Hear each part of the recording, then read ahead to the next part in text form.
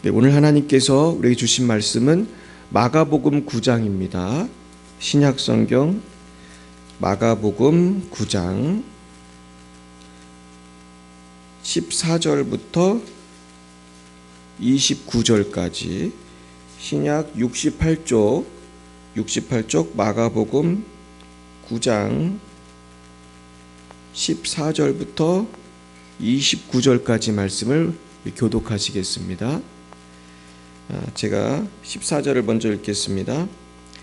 이에 그들이 제자들에게 와서 보니 큰 무리가 그들을 둘러싸고 서기관들이 그들과 더불어 변론하고 있더라.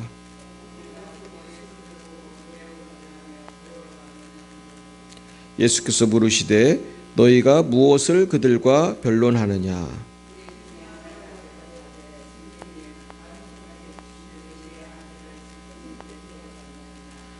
귀신이 어디서든지 그를 잡으면 거꾸러져 거품을 흘리며 이를 갈며 그리고 파리에 지는지라. 내가 선생님의 제자들에게 내쫓아 달라 하였으나 그들이 능히 하지 못하더이다.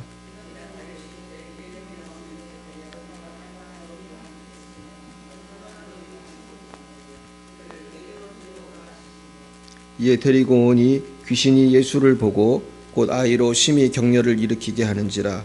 그가 땅에 엎드러져 구르며 거품을 흘리더라.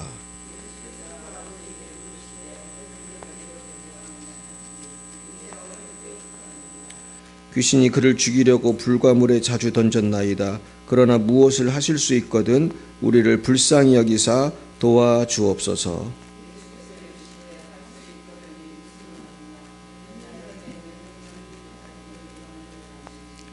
곧 그 아이의 아버지가 소리를 질러 이르되 내가 믿나이다. 나의 믿음 없는 것을 도와주소서 하더라.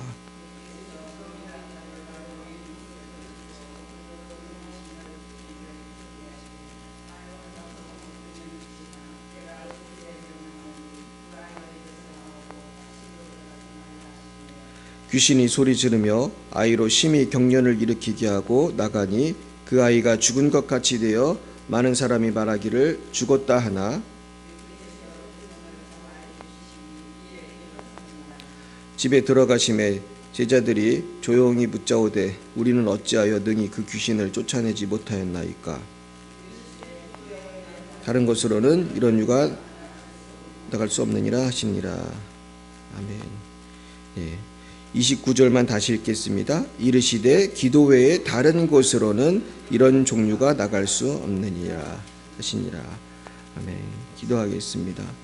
하나님 아버지, 그렇습니다. 우리가 기도하지 않으면 마귀를 물리칠 수가 없고 우리가 기도하지 않으면 살 수 없습니다. 주의 시간에 성령을 부어주셔서 우리에게 꼭 필요한 말씀을 우리가 받게 하여 주시고 아버지, 우리의 마음을 괴롭히고 우리 육신을 괴롭히고 우리 가정과 교회와 열방을 괴롭히는 원수 마귀의 세력들은 다 예수의 이름으로 떠나가게 해 주옵소서. 이 시간 우리에게 평강과 기쁨을 주시옵소서. 여러 가지 기도 제목을 가지고 왔습니다. 우리가 기도할 때 다 응답되게 해 주옵소서. 예수님 이름으로 기도했습니다. 아멘. 네, 우리가 지난 주일에 이제 기도에 대해서 우리가 배웠습니다. 그래서 기도를 어떻게 하자고 배웠습니까? 기도를 잘 하자, 많이 하자. 그래서 땅을 팔 때에 안반수가 나오려면 땅을 어떻게 파야 된다고 그랬어요? 깊이 파야겠죠. 그러니까 이 안반수라는 게 보통 사람이 이렇게 삽질해가지고 얻을 수 있는 게 아니잖아요. 근데 사실 저도 어릴 때는 안반수라는 게 있는지도 몰랐어요. 근데 어느 날부턴가 이제 안반수 얘기가 나오고 점점 우리의 그 어떤 삶의 질이 웰빙으로 가면서 우리나라도 이제 잘 살게 되니까 물을 먹어도 좋은 물 먹어야겠다. 그래서 안반수를 먹어야 되고 뭐 심지어 맥주도 안반수로 만들었다. 뭐 이렇게 선전을 할 정도로. 그리고 뭐 요새는 정수기도 굉장히 다양하고. 그래서 우리가 신앙생활도 굉장히 기도를 깊이 해야지 생명수를 마시는 것이지 내가 교회만 다닌다고 쌩쌩해지는 게 아니에요. 목사도 기도생활 소홀히 하면 생명수를 마셔야 되는데 나도 영적으로 혼탁해질 수가 있기 때문에 항상 우리는 쉬지 말고 뭘 해야 되는 거야. 기도를 해야 돼. 쉬지 말고 기도해야지 자꾸 내 영혼이 자꾸 맑아지고 우리가 기쁨이 충만한 거예요. 여러분 기쁨이 충만하기 원하십니까? 요새 기쁨이 충만해요? 슬픔이 충만해요? 기쁨이 충만해요? 진짜예요? 그래서 우리 수요예배 나오시는 분들은 이제 기도를 많이 하는 분들이고 하지만은 사실은 기도해야 할 분들이 사실은 사회생활에 바쁘고 또 세상 일에 바쁘고 또 기도 훈련이 안 되면 기도를 잘 못하거든. 사실은 기도를 5분 10분 하는 것도 어려운 분들이 있어요. 그런데 그 옛날에 그 루터라고 하는 분이 계셨는데, 루터가 누군지 아세요? 이 루터를 아는 분도 있지 잘 모르는 분도 있을 텐데, 이 루터는 마르틴 루터는 독일 사람인데 이분이 종교 개혁을 일으킨 거예요. 그래서 옛날에는 개신교가 없었죠. 그래가지고 교황이 그 통치하는 지금의 로마 가톨릭만 있었는데, 거기서 이제 개신교가 나오게 된 게 루터 때문인데, 우리는 개신교잖아요. 근데 사실 이게 전통을 오래 이렇게 따지고 올라가면은 사실은 초대교회의 모습이 사실은 퇴색하면서 종교개혁이 필요하게 된 거예요. 혹자는 그럽니다. 로마 가톨릭이 원래 정통이고 개신교는 나온 거다, 그런 얘기를 하는데, 개신교의 그 정신은 뭐냐 하면은, 원래 초대교회는 교황도 없었고, 원래 초대교회는 사실 개신교에 가까웠어요. 그리고 교리적으로도. 그러니까 중교개혁의 핵심은 성경으로 돌아가자는 거예요. 바꾸어 말하면 초대교회로 돌아가자는 거예요. 이해 가십니까? 그러니까 초대교회의 정신이 퇴색하고 교황제도가 되면서 교회가 이제 약간 정치화되고 교권화되다 보니까 성경에서 떠난 교리들이 자꾸 생겨나게 됐어요. 그 중에 하나가 이제 면죄부를 판다든지 그런 게 나왔어요. 근데 이것은 성경적이지 않거든요. 우리가 돈 주고 뭘 산다고 누가 천국 가겠어요? 그런 일은 없지 않습니까? 우리가 헌금을 아무리 많이 한다고 해도 예수 안 믿고 죽은 뭐 누가 천국에 가고 이사 가고 그런 일은 없거든요. 근데 이제 면죄부 교리의 핵심은 뭐냐 하면은, 지금도 로마 가톨릭은 뭐를 믿냐 하면은 그 천국도 아니고 지옥도 아닌 중간 단계를 믿어요. 그걸 연옥이라고 하는데, 그 연옥설을 저도 이번에 조덕신학 가르치면서 공부하다 보니까 연옥설이라는 거는 순전히 인간의 상상력으로 만들어요. 왜냐하면 이 사람은 천국도 못 갔을 것 같고 지옥도 못 갔을 것 같고 그런 사람들이 있을 수 있잖아요. 그러면서 면죄부는 뭐냐 하면 연옥에 있는, 근데 연옥설을 깊이 공부하다 보면 뭘 알 수 있게 되냐 하면 대부분의 성도는 연옥을 간다는 교리가 있어요. 진짜 깨끗하게 살고 성령 충만한 사람만 천국으로 직접 가는 거고, 대부분의 성도는 정화의 과정이 필요하기 때문에 일단 연옥에서 대기하고 있어야 된다. 그래서 나름대로의 어떤 고통을 감내해야 된다. 이제 그런 교리가 있어요. 근데 연옥에 간 우리 부모 형제 만약에 먼저 죽었는데 천국은 못 갔을 것 같단 말이에요. 평범한 사람들이. 이 사람들을 천국으로 보내려면은 면죄부를 사야 된다. 뭐 이런 식으로 가르치면서 잘못된 어떤 그 제도가 있었어요. 그래서 루터는 이게 잘못됐다. 그러면서 개혁해야 된다. 그렇게 한 거예요. 그래서 사실 루터는 처음부터 개신교를 만들려는 의도가 없었어요. 루터는 어떤 의도가 있었냐면 교회가 반성하고 회개해야 된다는 걸 주장한 거예요. 그래서 95개조 반박문이라는 거는 개신교를 만들자는 내용이 아니라 고칠 거를 쓴 거예요. 이것도 고쳐야 되고 저것도 고쳐야 되고 95개를 고쳐라. 그러면서 당시에 그 교수였던 루터가 그렇게 그걸 붙여놓고 그랬는데, 이제 교황이 화가 나가지고 저놈은 파문해야 된다 이래가지고 루터가 도망을 갔는데, 그 루터를 보호해준 또 사람이 있었고, 그러면서 이 운동이 점점 커지면서 종교 개혁이 된 거예요. 근데 제 얘기를 왜 하냐면은, 루터가 하는 그 종교 개혁이라는 거는 쉬운 거였겠어요? 매우 어려운 거였겠어요? 매우 어려운 거예요. 왜냐하면 당시 유럽은 독일뿐만 아니라 전 유럽을 교황이 통치를 했다고 해도 과언이 아니에요. 심지어 황제나 왕도 교황 밑에 있는 거예요. 이제 그 정치력이 대단했죠. 근데 루터는 무슨 힘이 있어요? 그냥 교수고 이것을 바꿔야 된다 이렇게 주장을 한 것인데, 교황이 저놈 죽여라 그러면 금방 죽는 거예요. 근데 하나님이 도와주셔서 루터의 그 종교개혁은 성공했고 지금 우리가 다니는 우리 교회도 사실 개신교예요. 그래서 개신교 사실 굉장히 건강하고 좋은 거예요. 지금도 로마 캐톨릭은 면죄부 사상이 있는 거로 제가 알아요. 실제로 신부 지망생이었던 내 친구가 있어요. 고등학교 친구가 있는데 이 녀석이 나 면죄부 갖고 다녀? 그러면 보여주더라고. 자기 팬티에서 꺼내가지고 부적처럼 넣고 다닌대요. 그래서 나 그거 봤다니까 진짜로. 사람이 물에 빠져서 허우적거리는 뭐 그런 그림이 있어. 희한하더라고. 이거 일종의 캐톨릭 부적이야. 근데 그런 거를 속옷에 넣고 다니더라고. 그래서 나 깜짝 놀랐어요. 난 걔 때문에 알았어요. 근데 이거 성경적이 아니에요. 아니에요. 그래서 지금도 캐톨릭에는 이상한 사상이 많아요. 성모 마리아를 믿으면서 성모 마리아가 승천했다, 부활했다 그런 말도 안 되는 소리를 하고. 그러면서 마리아는 요셉의 부인이잖아요. 요셉하고의 사이에서 아이를 많이 낳았거든요. 성경에도 나와요. 예수님의 동생들이 있었다. 그 중에 한 명이 야고보고. 근데 그 사톨릭은 그거 안 믿어요. 사톨릭 안 믿고 마리아는 계속 순결한 처녀로 살았다. 이 말이 됩니까? 요셉이라는 남편이 있었는데 무슨 순결한 처녀로 살아? 그 자식을 많이 낳았는데, 성경에 나왔는데. 너무 멀리 간 부분이 지금도 있어요. 물론 잘하는 부분도 있지만 멀리 간 부분들이 많이 있어요. 그래서 우리는 캐톨릭에 대한 문제점을 지금도 알고 있어요. 근데 루터는 이런 말을 했어요. 내가 아침에 2시간 기도하지 않으면 그날은 마귀가 계속 승리한다. 난 할 일들이 너무 많기 때문에 매일 3시간을 기도하지 않으면 그 일들을 감당할 수 없다. 그러니까 루터가 종교개혁을 할 수 있었던 원동력은 기도에 있었던 거예요. 기도에서 마귀를 물리쳤다는 거예요. 근데 실제로 루터는 마귀와의 싸움을 얼마나 활발하게 했는지 몰라요. 그래서 루터는 원래 수도사 출신이잖아요. 이 수도사들은 원래 기도를 많이 하는데 루터는 새벽 1시, 2시면 일어나서 기도를 했는 사람이에요. 근데 그렇게 하다가 이제 나중에 종교개혁할 때는 좀 수도사가 아니었지만은, 그래서 기록에 보면은 지금은 이제 옛날에 그 곽선희 목사님 분이 루터가 그 종교개혁을 했던 그런 곳이 있거든요. 근데 거기서 이제 이 사람이 성경도 번역하고 막 그랬는데, 그 루터에게 누가 자꾸 나타나서 괴롭히고 그 종교개혁을 못하게 방해를 했냐면 귀신이 나타났다. 귀신. 그래서 루터는 실제로 귀신을 자주 봤대요. 그리고 심지어 루터가 잠을 자려고 하면 침대를 막 흔들었대요. 귀신이.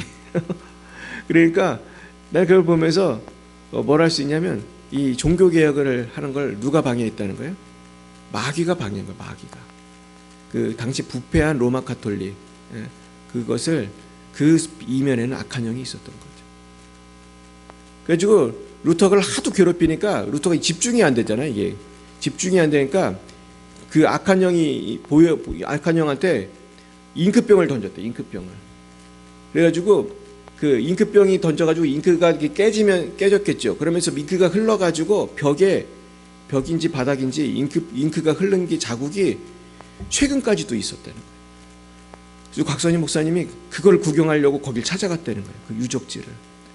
근데 없는 거야, 이 잉크 자국이. 물어봤대. 왜 이거 루터의 그 유명한 잉크 자국이 왜 없냐? 그거 다 청소해가지고 수리해가지고 없앴다는 거예요. 그래서 너무나 실망을 했다는 거예요. 아니 이게 얼마나 중요한 자국인데 이걸 없애버리냐는 거예요. 이 잉크 자국이 영적 전쟁을 했다는 증거인데, 우리가 보통 영적 전쟁을 하면 잉크를 던지거나 하진 않잖아. 근데 마틴 루터도 영적 전쟁을 쓰게 하다가 그런 일이 생긴 건데, 그러니까 저는 근데 루터는 마귀를 두려워하는 사람이 아니에요. 어떤 목사님이 그러더라고요. 마귀를 우린 두려워해서는 안 된다. 마틴 루터는 심지어 침대를 마귀가 흔들 정도로 그렇게 마귀들이 괴롭혔다는 거예요. 그럴 때 루터는 그랬다는 거예요. 이놈들아 조용히 해라. 잠을 못 자겠다고. 그러면서 소리를 지르고 물러가라고 하고서 또 쿨쿨 잤대. 루터는 담대했던 거예요. 일상이야. 마귀랑 싸우는 게. 그래가지고 우리도 그런 담대함이 있어야 돼. 결국은 우리가 기도를 하면서 우리가 점점 더 하나님의 용사로 강하게 거듭나야 할 줄 믿습니다. 그러나 제가 이제 드리고 싶은 말씀은, 우리가 오늘 이제 영적 전쟁에 대해서 우리가 치유에 대해서 배울 건데, 기도 생활을 한다든지 우리가 마귀와 싸우는 것에 대해서 이것을 너무나 피곤하다, 힘들다고 생각하면 안 돼. 그래서 루터도 처음에 수도사로 있을 때는 기도 생활하는 게 너무 피곤하고 힘들었다는 거예요. 거기서는 하루에 몇 시간 기도에 그런 게 있었대요. 하루에 몇 시간 기도. 그리고 루터가 남긴 글을 제가 보니까 어떤 때는 며칠 동안 한숨도 못 잤대요. 기도 시간을 채우느라고. 그래서 제가 읽어드릴게요. 나는 내 방에 처박혀 나에게 주어진 기도 시간을 모두 채우기 전까지 아무것도 먹지도 마시지 않았습니다. 이것 때문에 어떤 때는 5일 동안 잠을 자지 못해 미치는 줄 알았습니다. 루터가 이렇게 생활한 거는 율법주의예요, 건강한 거예요? 이건 율법주의라고 그래요, 이런 거를. 우리가 기도 시간 정해놓고 뭐 1시간, 2시간 기도하는 건 좋지만은 너무나 이 분량을 많이 잡아놓으면 감당할 수가 없잖아요. 우리 성경 읽기도 마찬가지인데 이거를 너무 어거지로 하면 안 되거든요. 그래서 마틴 루터는 처음에 수도사 생활할 때 너무 피곤했던 거예요. 그래서 기도 시간을 채우는 것은 이제 솔직히 감당할 수 없는 일입니다. 없는 짐입니다. 그렇게 난 기도를 포기할 수밖에 없었습니다. 이 얘기는 루터가 3개월치 기도 시간이 밀린 적이 있었대. 3개월치면은 이걸 감당을 못 하잖아, 나중에. 그래서 우리가 기도 생활을 할 때 이것을 짐으로 하지 말고 우리가 기쁨으로 감당하기를 축원합니다. 내가 신앙생활하는 것이 기쁨이 돼야겠어요. 그래서 오늘 본문에 보시면은 어떤 일이 있었습니까? 이 변화산 사건이 마가복음 9장 그 2절부터 13절까지 있고, 그리고 14절에서 이제 보면 변화산에서 내려왔습니다. 내려와서 보니까 많은 사람들이 와가지고 제자들을 둘러싸고 있었습니다. 그래가지고 보니까 어떤 사람이 귀신 들린 아들을 데려왔는데 이 제자들이 귀신을 못 쫓는 거예요. 그래가지고 그 애를 먹고 있었습니다. 근데 이 귀신이 들려서 얘가 어떻게 살았냐면, 귀신이 어디서든지 그를 잡으면 거꾸러져 거품을 흘리며 이를 갈며 그리고 파리해지는지라. 내가 선생님의 제자들에게 내쫓아달라 하였으나 그들이 능히 하지 못하더이다. 하나님 여러분, 귀신 때문에 얘가 이렇게 얼굴도 파리해지고 간질병도 생기고 굉장히 고생을 하는데 얘를 못 쫓았다는 거예요. 제가 어제도 성회에 가서 어떤 젊은 청년을 만났습니다. 그런데 그 어머니를 제가 만났는데, 어머니는 할머니죠. 78세예요. 근데 누구랑 왔냐면 아들하고 왔는데, 아들이 누가 봐도 제정신이 아니. 멍하고 이렇게 약간 좀 이상한 그런 사람도 있잖아요. 애가 그런 상태더라고. 애도 아니지, 한 40도 넘은 것 같은데. 그래서 이분이 이제 저에게 와가지고 이제 제가 이제 기도해주는 이제 순서 때 이제 제가 예언 기도할 때 이분이 온 거야. 그래가지고 제가 기도를 해주는데 그 할머니에게 꿈이 있다는 걸 알게 됐어요. 그래서 난 그 앞뒤 전후 상을 모르고 꿈이 있어서 이분이 왔구나. 근데 도대체 노인이 무슨 꿈이 있지? 난 그런 생각을 한 거예요. 근데 나중에 이분이 저한테 얘기를 하더라고. 자기 아들이라고 했는데, 제가 저 앞에 있는 사람이 우리 아들인데 이 아들이 요즘에 너무 좀 상태가 안 좋아지고 있다. 그래서 지금은 머리가 좀 너무나 이제 안 돌아가는 거예요. 그러면서 생활이 안 될 정도로. 그 아들도 뭐에 잡혀 있겠어요? 악한 영이 잡혀 있는 거예요. 그래서 악한 영이 조금 잡혀 있는 사람은 생활은 돼요. 근데 이게 많이 잡혀 있는 사람은 생활도 안 돼. 그리고 오늘 이 아이는 간질병이 걸린 것처럼 간질병 증세가 내고 막 물 속으로 불 속으로 마귀가 죽이려고 그런 일이 생겨요. 이번 성회에도 그런 사람들이 많이 왔어요. 그러면서 막 악한 영이 많이 나갔어요, 이번에도. 그러면서 악한 영들을 많이 쫓고 저도 이제 그러다 왔는데, 지금 문제는 한국 교회가 이 악한 영들을 해결하는 거를 잘 못해요. 그리고 그러면서 병 고치는 거를 잘 못해. 그래가지고 교회를 오래 다녀도 목사님들이 그런 걸 모르는 분이 대부분이기 때문에 마음이 힘들고 몸이 아프고 그래도 목사님들이 상담도 못하고 그냥 제가 잠이 안 와요, 공황장애예요, 그러면 뭐라고 하는지 아세요? 좋은 병원을 소개시켜 드리겠습니다. 그리고 병원을 소개시켜줘. 그래가지고 얼마 전에도 어떤 분이 우리 교회 오셨는데 이분이 공황장애가 너무 심하고 또 그래가지고 이걸 몇 년 알았냐 하니까 되게 오래 알았대. 그래가지고 제가 우리 성회를 꼭 와보셔라 그랬어요. 그래서 이분이 왔어요. 근데 이분이 뭐하고 그랬냐면 자기가 아는 친구가 있는데 알코올 중독이라는 거예요. 그래가지고 거기다 우울증도 와가지고 아주 지금 그래 그분도 오셔라. 그래가지고 그분 같이 이분이 오기로 이제 등록을 했어. 그래서 우리가 아침에 이제 가면서 전화를 했는데 그 친구가 그 며칠 사이에 자살을 한 거예요. 그래서 그 며칠만 빨리 왔으면 살았을 텐데. 그 친구가 이제 여기 사는 분이 아니고 이 지방에 사는 분인데 너무 안타깝더라고. 그 며칠 상관에 자살을 한 거예요. 근데 요즘에 한국에 자살한 사람 되게 많아요. 한 해에 10,000명 넘게 자살합니다. 우울증 환자 엄청 많아요. 공황장애 엄청 많아요.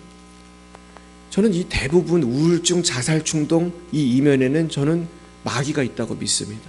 여러분 그렇게 생각하세요? 마귀가 있는 거예요. 왜 사람이 멀쩡하게 살고 왜 공황장애 걸리고 그러겠어요?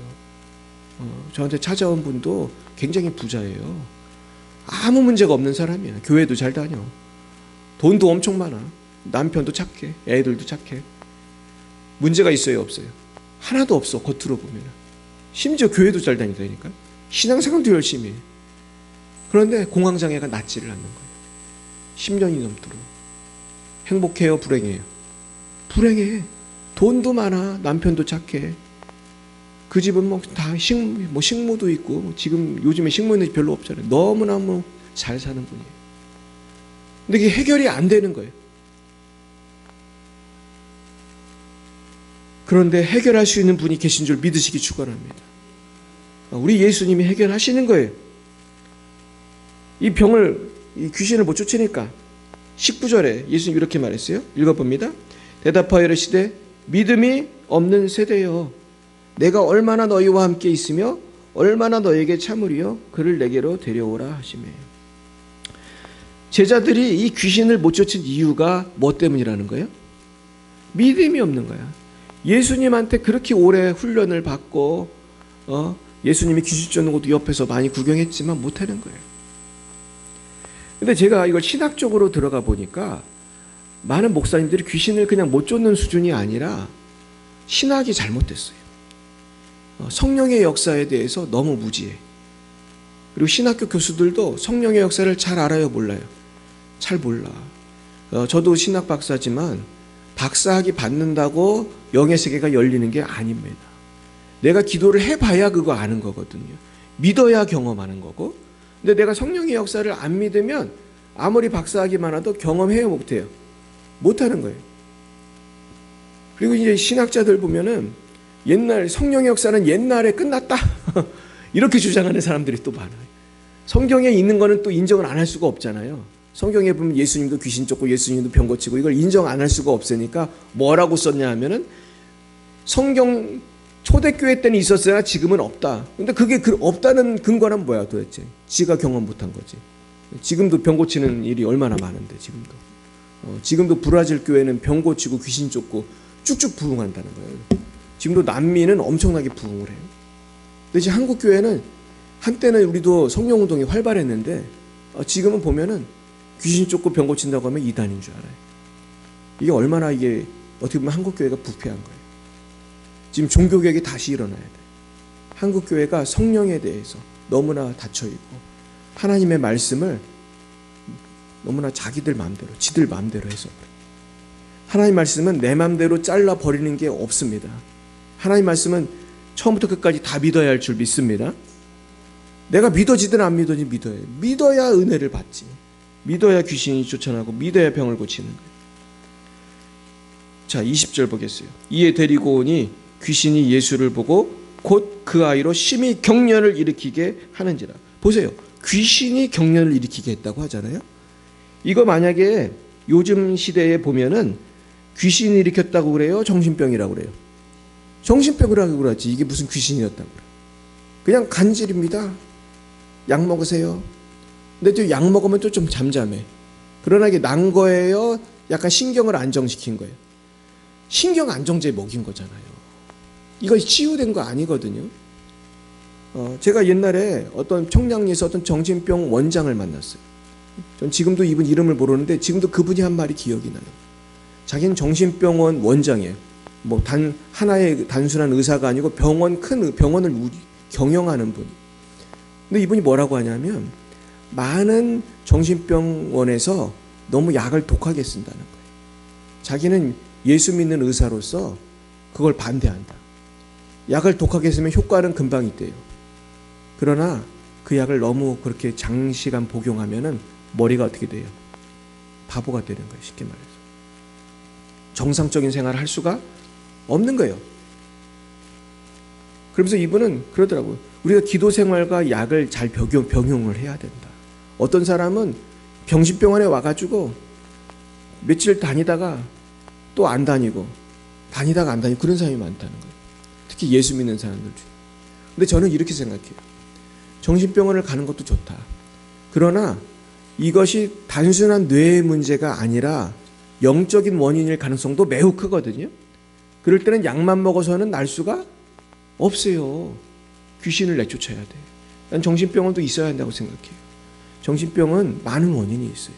그 중에서 악한 영의 원인이 굉장히 커요. 사실은. 근데 이거를 모르는 거예요. 그가 땅에 엎드러져 구르며 거품을 흘리더라. 예수께서 그 아버지에게 물으시되 언제부터 이렇게 되었느냐 하시니 이르되 어릴 때부터니이다. 우리가 알아야 될 거는 우리의 아이들이 어릴 때에 악한 영이 들어오는 경우가 참 많아요. 그리고 요즘에 악하고 음란한 세대이기 때문에 영화, 음악 그런 걸 통해서도 많이 들어올 수 있어요. 그래서 우리가 예수를 왜 믿어야 되냐면은 우리가 천국 가려고 물론 믿는 것이지만은 우리가 악한 영을 물리치고 더 행복하고 경건하고 깨끗한 삶을 살아야 돼요. 근데 그러려면 이걸 처리를 해야 돼요. 내가 보호도 해야 되지만 이거 이미 들어온 것들을 처리를 해야 돼요. 22절 보세요. 귀신이 그를 죽이려고 불과 물에 자주 던졌나이다. 그러나 무엇을 할 수 있거든 우리를 불쌍히 여기사 도와주옵소서. 사실은 이 정도는 증세가 좀 심각한 거죠. 불과 물에 던지라는 건 자꾸 죽으라는 거 아니에요. 그래서 정신병자들이 물에 빠져서 죽는 경우들이 많이 있잖아요. 근데 이 정도는 아니래도 우리 아이가 말을 안 듣고 자꾸 아이돌 좋아하고 우리 남편이 너무 알코올 중독이고 또 공황장애고 이것도 따지고 보면 마귀가 시켜서 그런 게 많아요. 이번 성회에 갔는데 제가 뭐 어떤 영상을 봤냐면 어떤 젊은 애예요. 젊은 애가 아이돌을 너무 좋아해. 교회 다니는 애인데. 근데 그 아이 속에 있는 아이돌 귀신을 쫓는 장면을 봤어요. 아이돌을 좋아하는 게 뭐 다 잘못된 건 아니지만은 과도하게 좋아하면은 생활이 온통 아이돌이야. 그러면서 너무 가수를 좋아하고 우리가 예수로 충만해야 되는데 예수가 아닌 걸로 충만하면 다 문제가 있어요. 그리고 요새 가수들의 그 가사나 내용이 뭐가 건전한 게 별로 없잖아요. 근데 이 아이가 교회 다니는데 친구들하고 어울리다가 거기에 빠졌어. 그래서 혹시라도 이 아이에게 그게 영향이 있나 해가지고 해봤더니 이 속에서 악한 영이 나와서 말을 하더라고. 그러면서 나중에 쫓겨났어요. 그래서 그러면서 그 다음에 이 아이가 삶이 바뀌었다고 그래요. 근데 어떤 사람은 또 알코올 중독이에요. 그런 경우도 봤어요. 젊은 아이, 거기도 젊은 아이, 한 30몇 살인데 알코올 중독이에요. 나중에 유학도 갔는데도 이게 못 끊었어요. 술 먹고 막 거리에서 잠을 자고 여자애인데 예수 믿는 애예요. 그래서 얘는 알코올 중독의 귀신을 또 쫓았어. 그러니까 또 얘가 귀신이 나가고 완전히 삶이 변했어. 요즘에는 완전히 얘가 이 말씀으로 살아가는 삶이 된 거예요. 사랑하는 여러분, 저는 또 게임 중독 귀신 역사하는 아이도 봤어요. 얘도 그 엄마가 전도사예요. 근데 교회 다니는 애고, 근데 게임 중독이 걸렸어. 그래가지고 이 친구는 그로 인해서 유학까지 갔다는데 정상적인 생활을 못하고 하루 종일 뭐를 해요? 게임만 해. 엄마가 속이 터지지. 그래서 엄마가 하지 말라고 하면 또 화를 내. 화를 얼마큼 내면 집 안에 있는 그 물건을 다 때려 부시고 게임 못하게 했다고. 엄마를 죽일 듯이 욕을 하고. 정상애 아니에요? 이게 악한 영의 역사거든요. 이거를 우리가 근데 모르고 있어요. 근데 문제는 이런 아이들을 고쳐보려고 하는데 잘 안 되는 거예요. 심지어 우리 성회에 오고 기도 많이 하는 목사님, 전도사님 가운데도 그런 자녀들이 있을까요? 있어요. 왜냐하면 은혜는 목사님이 받은 거지 얘가 받은 게 아니잖아. 그런데 이런 아이들이 고치는 게 왜 힘드냐 하면은 본인이 회개를 해야 되거든요. 일단은 본인이 이제 술을 그만 먹어야겠다, 게임을 그만해야겠다. 본인이 회개를 안 하면 귀신이 잘 안 나가요. 이게 영적인 원리거든요. 근데 이 애를 억지로 붙들어다가 부흥회에 끌고 온다고 기도를 받는다고 변하겠어요? 안 변하겠어요? 안 변해. 지금 끌려와가지고 엄마 아빠 때문에 할 수 없이 온 거야. 강제로 기도한다고 변하지 않아요. 우리가 회개해야 할 줄 믿습니다. 그러나 우리 하나님은 하실 수 있어요. 우리가 포기하지 않고 계속 기도를 해야 돼요. 23절 보겠습니다. 예수께서 이르시되 할 수 있거든이 무슨 말이냐, 믿는 자에게는 능히 하지 못할 일이 없느니라 하시니. 할 수 있다는 거예요. 우리가 믿어야 된다는 거예요.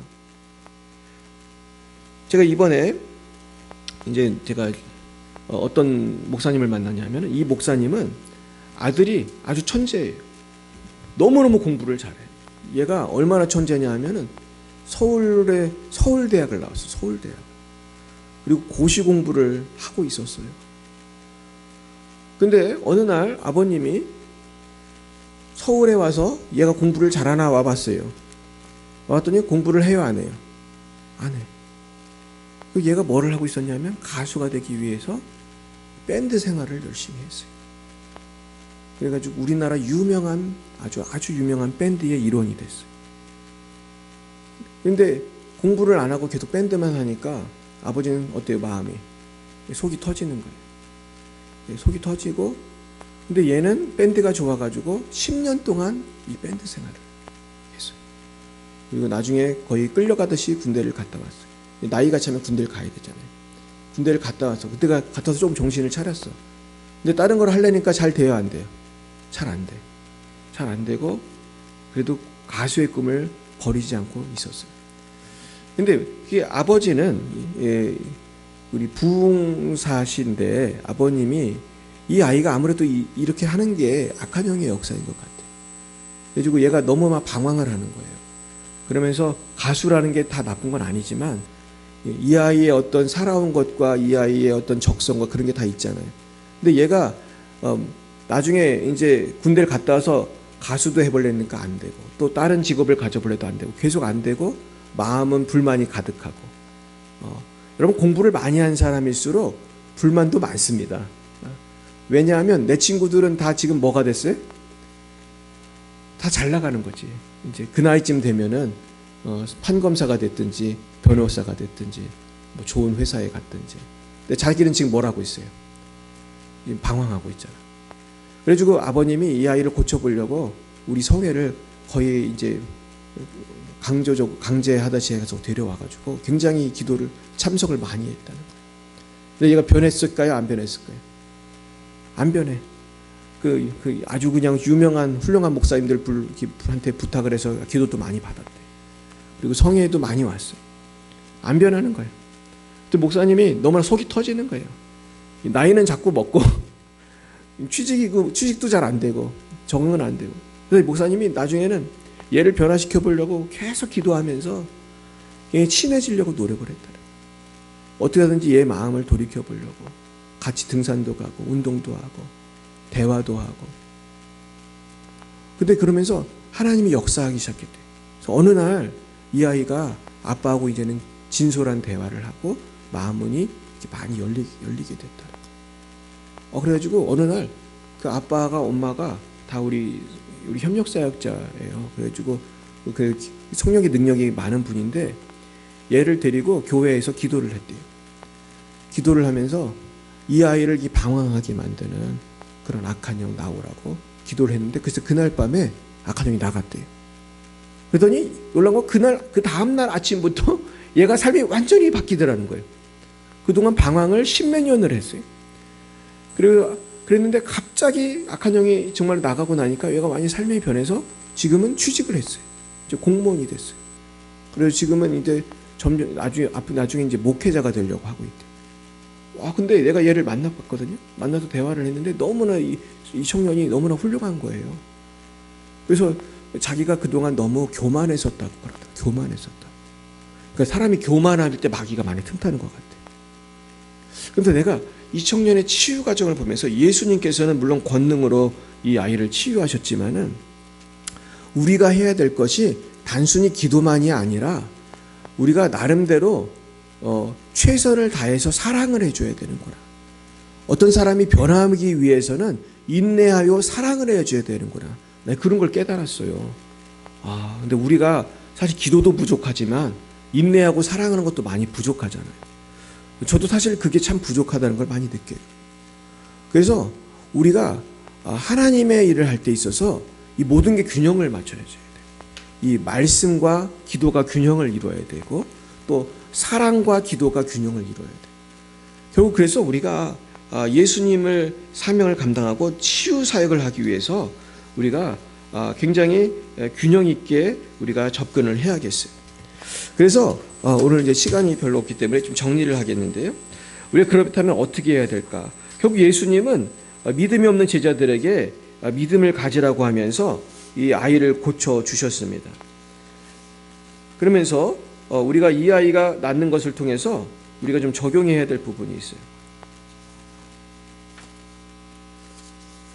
자, 첫 번째는 우리가 이 치유 사역을 하려면은 우리가 믿음이 있어야 돼요. 이 악한 영의 역사, 병의 역사를 하나님은 능히 고칠 수 있다는 믿음이 있어야 돼요. 할렐루야. 그러니까 결국 예수님도 오늘 제자들이 못 고친 이유가 믿음이 없기 때문이라고 그랬잖아요. 근데 믿음이 저절로 생기는 거예요? 기도를 해야 돼요? 말씀을 듣고 기도를 해야 돼요. 말씀을 읽고 듣고 기도를 하면서 하나님 믿음을 주세요. 오늘 이 아이의 아버지가 뭐라고 합니까? 내 믿음이 없는 것을 도와주세요. 그래서 우리도 주님, 내가 믿음이 부족해요. 믿음 없는 것을 도와주세요. 그러면서 믿어야 돼요. 두 번째 중요한 것은 하나님이 쓰시는 은사가 있는 분을 만나야 돼요. 오늘 이분들은 누굴 만났어요? 예수님을 만났죠. 예수님. 근데 지금은 이제 예수님의 제자들이 이 땅에 많이 있잖아요. 그래서 지금 우리가 이제 토요일에도 이제 우리 부흥회를 할 거지만은 성령의 능력을 힘입은 목사님들이 많이 계세요. 그래가지고 우리가 왜 부흥회를 하는가? 왜 우리가 또 제가 여러분에게 안수기도를 하냐 하면은 하나님께서는 사람을 통해서도 역사하시거든요.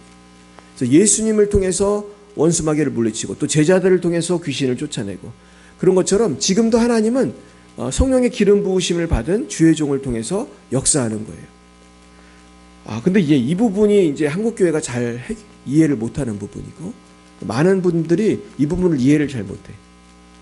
그래가지고 어떤 분은 내가 기도해드리겠습니다 하면 기도를 잘 안 받아요. 그래서 그런 분들이 하는 말에 공통점이 있어요.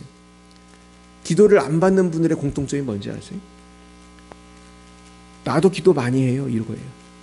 이게 참 답답한 거지. 여러분, 우리가 집에서 감기 걸리면은 어떻게 해요? 병원을 가기도 하지만 감기 정도는 집에서도 고칠 수가 있나요? 몸에 좋은 거 먹고 뭐 인삼도 먹고 푹 쉬고 따뜻하게 해주면 병이 낫기도 하잖아요. 그러나 감기는 그러면 낫지만은 코로나 같은 중병이 걸렸을 때는 집에 있으면 돼야 안 돼요. 이 감기처럼 코로나를 생각하면 되게 위험해질 수 있잖아요. 죽을 수도 있잖아요. 근데 이 악한 영의 역사라는 것은 우리가 물론 기도해서 우리가 고칠 수 있습니다. 여러분 다 예수 믿는 사람은 다 기도해도 고칠 수 있어요. 근데 이게 잘 안 낫잖아요. 근데 하나님이 은사를 주신 분이 있어요. 성령의 은사가 다양하거든요. 모든 사람이 다 은사가 같은 게 아니에요. 어떤 사람은 병 고치는 은사가 있고 어떤 사람은 방언의 은사가 있고 어떤 사람은 또 충성도 은사예요. 어떤 사람은 또 구제가 은사예요. 그런데 병 고치는 은사가 있는 분을 우리가 만나서 그분의 기도를 받는 것도 전 중요하다고 생각합니다. 그래서 저는 이 부분을 잘 몰랐었어요. 저도 목사지만. 누구나 기도하면 되는 거 아니야? 물론 되지만 그게 시간도 오래 걸리고 잘 안 되는 경우에는 병 고치는 은사를 하나님께 받은 분이 있어요. 사탄을 잘 쫓는 은사가 있는 분이 있어요. 이것을 인정하고 겸손하게 기도를 받으시기 바랍니다. 그래서 이번 성회에도 갔더니 첫날 우리 이종선 목사님이 무슨 얘기했냐 하면 겸손해야 된다고 그래. 겸손해야 된다. 왜냐면 거기 온 사람들 중에 대부분이 목회자거든요. 목회자들이 겸손을 배우는 게 참 어렵거든. 그리고 거기 온 분들은 웬만큼 기도 많이 하던 분들이에요. 기도에 관심이 있으니까 거기까지 온 거예요. 우리 회비가 15만 원인데 15만 원 내고 거기까지 막 전국에서 오거든. 막 포항, 대구 막 멀리서 오는데 앵간치 기도 생활 잘 하던 분들이거든.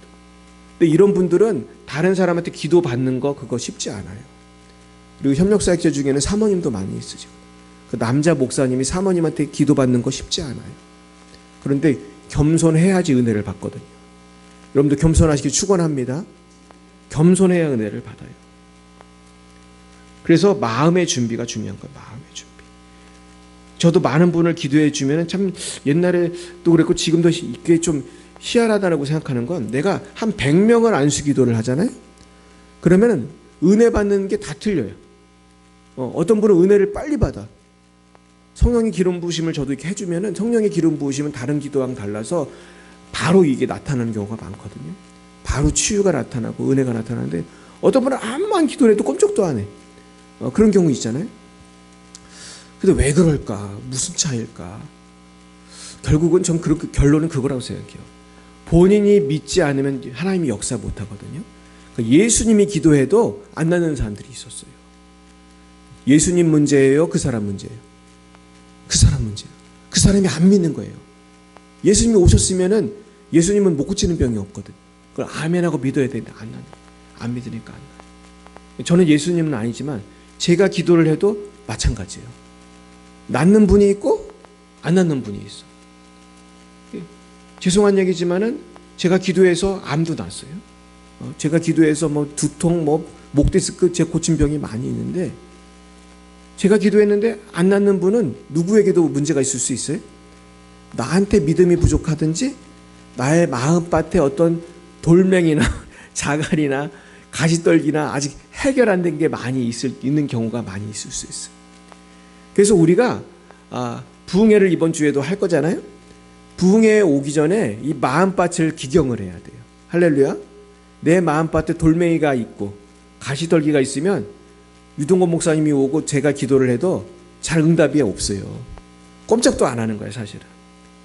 근데 이게 회개 기도를 많이 하고 내가 이 마음밭에 있는 이 돌멩이를 제거하고 가시를 잘 제거하고 이 마음이 좀 깨끗해지고 오면은 금방 은혜를 받는 거예요. 할렐루야. 좀 마음을 잘 가시기 바랍니다. 그리고 어떤 문제가 있냐면 또 어떤 분은 의심이 너무 많아.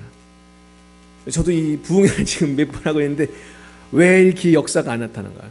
보면 우리 교회 성도님들이 참 착하신데 보면은 이 성령의 역사에 대해서 이렇게 마음문이 닫힌 분들도 있어요. 근데 믿으시기 바랍니다.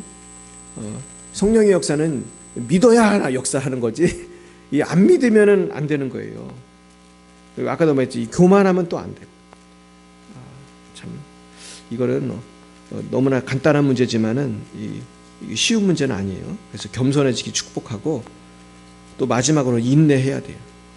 내가 기도했는데 안 났다. 안 날 수 있어요. 뭐 우리 이종선 목사님이 뭐 기도하면 금방 낫는 줄 아십니까? 어떤 분은 10번, 20번 부흥회에 참석해야지 낫는 사람도 있고, 그리고 하나님이 사람마다 시간표가 다 있어요. 그거는 누구만 알아요? 하나님만 알죠. 얘는 한 10년 동안 기도 훈련을 시켜야겠다. 하나님이 그런 마음이 있으시면은 몇 년 기도해야지 그 병이 낫겠어요? 10년이에요. 얘는 10년짜리거든. 하나님이 아브라함에게도 아기를 언제 줬어요? 75세에 준다고 하시더니 몇 살 때 아기를 줬죠? 100세 때. 그럼 도대체 몇 년 기도한 거예요? 25년. 와, 25년 걸린 거예요. 이게 물론 아브라함도 믿음이 처음엔 별로 없었지만 믿었어요. 아브라함이 믿었다고 그러잖아요. 성경에 보면 믿었다? 믿었는데도 아브라함이 믿음도 좋고 믿었는데도 25년을 채워지니까 그때서 아기를 준 거예요. 그러니까 여러분, 우리가 기도 응답에서 치료의 원리에서 제일 중요한 게 사실 인내예요. 인내하시기 바랍니다. 그리고 다른 기도 제목도 마찬가지예요. 우리가 어떤 기도의 소원이 있을 때 믿고 기다려야 돼. 사실은 이게 좀 어려워요. 그리고 천국 가는 거는 언제까지 기다려야 돼? 죽을 때까지. 여러분 천국을 지금 가고 싶지만은 지금 못 가잖아요. 안 죽었기 때문에. 그러니까 사실은 이 인내가 신앙생활에서 제일 중요한 거고, 결국은 인내한 사람이 이기는 거예요. 결국은 따라보겠습니다. 인내한 사람이 승리합니다. 오늘 이 말씀 꼭 붙드시고 끝까지 인내하시기를 예수님의 이름으로 축원드립니다. 기도하겠습니다. 사랑의 주님, 우리가 참 예수님을 믿는다 하면서도 기도를 조금 하고 포기하고, 믿습니다 하다가 또 조금 기도하다 포기하고, 과연 이것이 될 것인가 의심할 때가 얼마나 많았는지 모릅니다. 아버지, 그러나 우린 포기할 수 없는 우리 자녀가 있습니다. 우린 포기할 수 없는 남편이 있습니다. 포기할 수 없는 우리 열방의 빛 사랑교회가 있습니다. 주여, 우리 교회에 부흥을 주옵소서. 아버지, 우리 자녀를 구원해 주옵소서. 우리 남편에게 믿음을 더해 주시옵소서. 아버지, 우리 성도님들의 병을 고쳐 주옵소서. 우리 대한민국이 정말 천국이 되게 하여 주시고, 이 대한민국이 변화되고 예수 잘 믿는 우리 국민들 되게 해 주시고, 참으로 대한민국이 살기 좋은 나라, 정말로 한국교회가 부흥하고 정말 천국 같은 나라가 될 수 있도록 역사해 주시고, 참 열방이 아버지 어수선합니다. 정말 열방에 많은 교회가 지금 쇠퇴하고 있는데 성령을 부어주셔서 우리 한국교회도 부흥하고 미국교회도 부흥하고 구라파도 지금 쇠퇴하고 있지만 다 부흥할 수 있도록 열방을 주여 책임져 주시고, 아버지 북한 땅을 변화시켜 주시고, 주여 이 열방이 다 주님께 돌아올 수 있도록 성령을 한없이 부어 주시옵소서. 또한 오늘 이 말씀을 듣는 분들 중에 여러 가지 질병이 있는 분도 계실 것이고, 아버지 악한 영의 역사가 알게 모르게 많은 분이 계실 것입니다. 그러나 낙심하지 말고, 아버지 할 수 있거든이 무슨 말이냐 하셨습니다. 믿는 자는 능치 못함이 없다고 하셨습니다. 우리가 믿음으로 나아가게 하시고 인내함으로 승리할 수 있도록 역사하여 주시고, 쉬지 말고 기도하게 하여 주시옵소서. 지금은 살아계신 주 예수 그리스도의 구속의 은혜와 하나님 아버지의 놀라우신 사랑하심과 성령의 교통하심이 날마다 믿음으로 원수마귀를 물리치고 승리하기를 원하는 사랑하는 제자인들 머리 위에 이제와 영원 뭉토록 함께 하시기를 간절히 축원하옵나이다. 아멘.